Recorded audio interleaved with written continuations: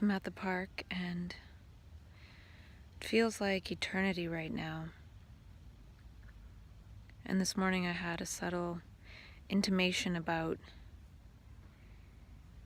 possibilities and how there are no things but fields of possibilities.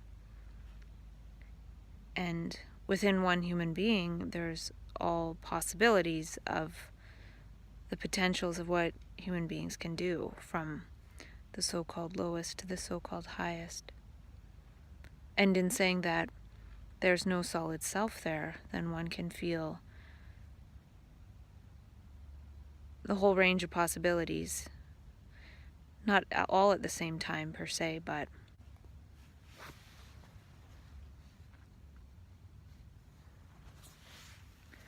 and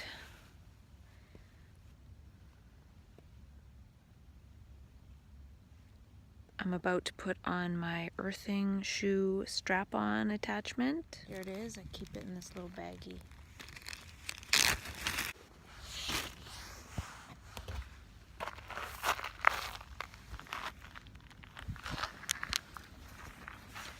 So now I'm connected to the earth. The earth knows I'm here.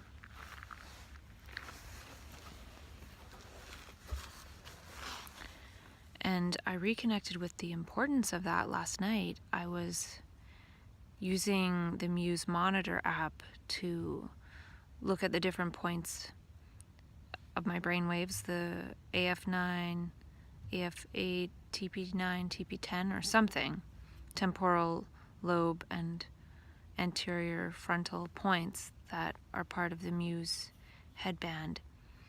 And I took a bunch of screenshots, but I'm not completely clear which ones are which.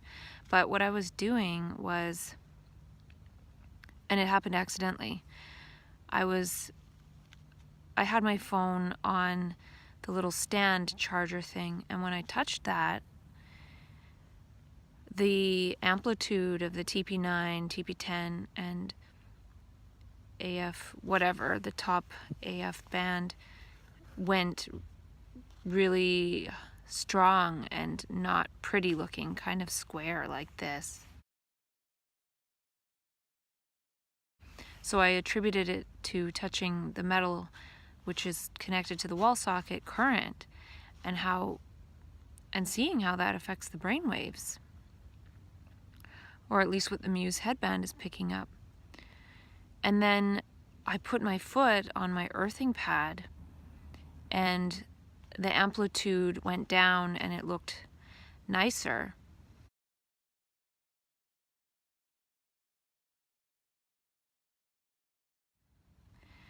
But if I wasn't touching the plug and I was touching the earthing pad, it was stronger than if I wasn't. I can't remember.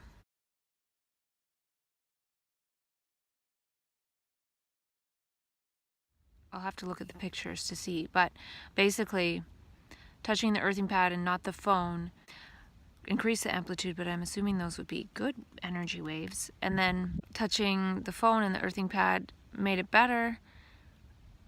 Touching the phone base and the earthing pad was better than just touching the phone base. But the earthing pad was more strong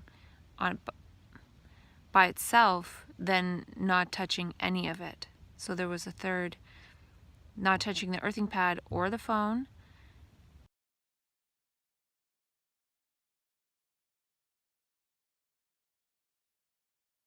Then there was touching the earthing pad, which was greater.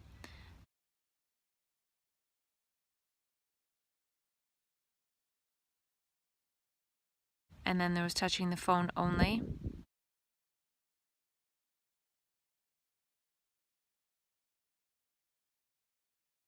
And then there was touching the earthing pad and the phone. So there was 4 combinations.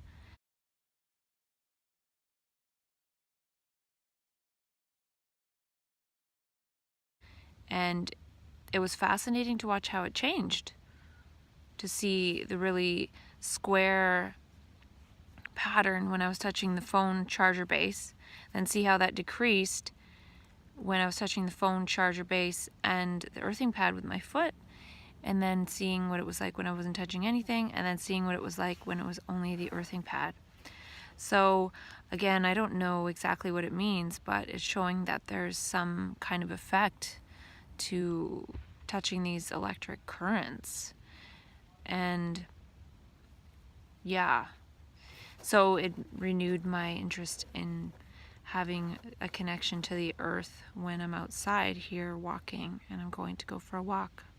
And this morning I was bouncing on my trampoline and feeling more of the possibilities, yet I am feeling the subtle fear throughout the day too. So it's really fluid right now. It's really not staying consistent at all.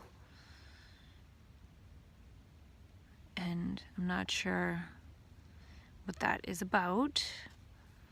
We'll see how that goes. I'm going to do my little bury my ball of hair and nail clippings ritual that I learned from Carol Maureen Friesen here at this wonderful park that I love. So some of my DNA can become some of the park, just a little bit. And I won $5 whole on my scratch and win.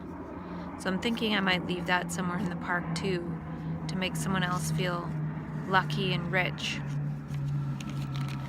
And I also got another scratch and win because I had to get more gas. And let's see if I won.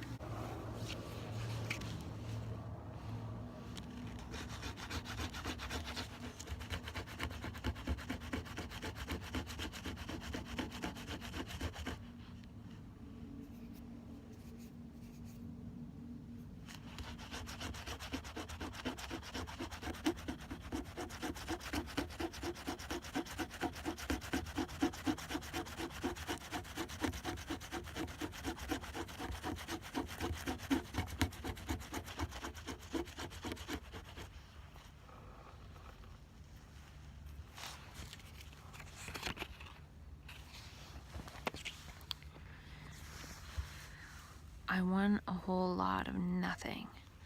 That's okay. Maybe next time. This bonus is on for another month. So yeah, the thing with the brainwaves, that was really fascinating. Hence I'm sitting here in the park, and I'm going to go to Marshall's again to try to find that pair of gloves that I tried on. They were a little big, but they worked well with the touch screen, and I do want to be able to be outside sometimes if I want to. So yeah, I'm thinking about attempting to speak as possibilities, the potential trajectories and tragedies I'm seeing at the moment, which are non-continuous and not about the self. And I came across a TED Talk that I haven't watched yet, and it was from the email list Lead Wise, which has to do with Ricardo Semler. And I haven't got his book yet in the mail, but it was talking about how we talk about ourselves, and they said something about narcissistic. We try to make everything about ourselves as an attempt to get empathy or something. So I haven't watched that yet, but I'm going to watch it because that's what I've been talking about. We speak as the me, we speak me, and that's all that we see, which isn't seeing very much. So my brain is back onto this quantum operating thing, and the quantum operating system has nothing to do with the me, and it is discontinuous and blah blah blah, and we're a field of possibilities, and different situations make different things possible, yada yada yada. I don't know. So instead of saying I'm feeling like this today or I'm feeling like that, I would like to speak as the possibilities that I see that day.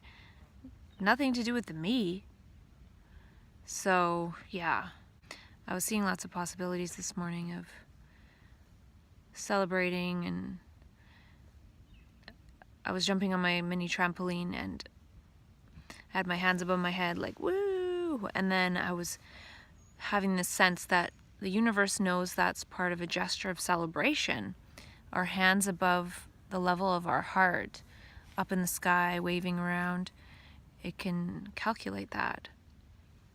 So it's good to celebrate in the morning. And I'll forget that tomorrow, but I'll remember at some point when I move in that way. And I was thinking that Alan Castle's guy who wrote the article about the Daisy Project would be a good guy to reach out to at some point. And I was also seeing and remembering that I did the best when I was laughing at myself, and I need to figure out how to do that again. Oh yeah, the TED Talk was called Conversational Narcissist, an attempt at empathy. And then I wrote down the word I created, which was empathaction. I'm eating some walnuts. And I just had an insight that this consciousness cannot be organized. It can only be lived.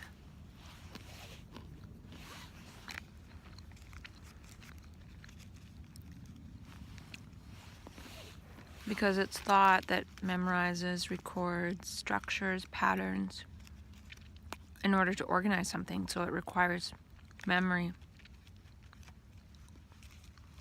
And this has nothing to do with memory.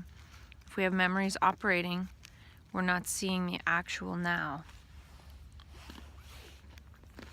And so we can't respond adequately. But one can make an attempt to pretend to organize something.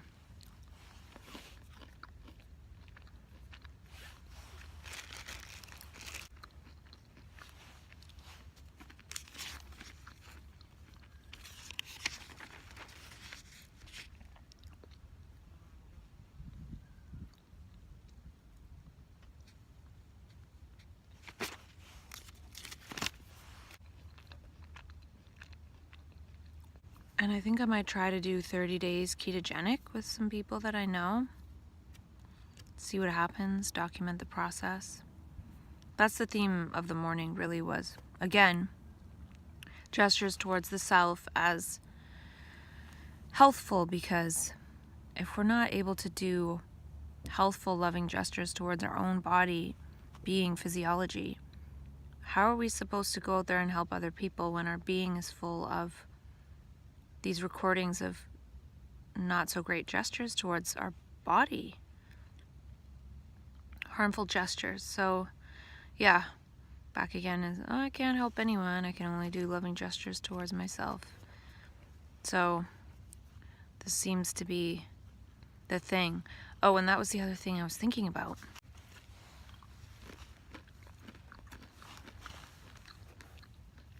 When I was reading the book, Possibility Principle.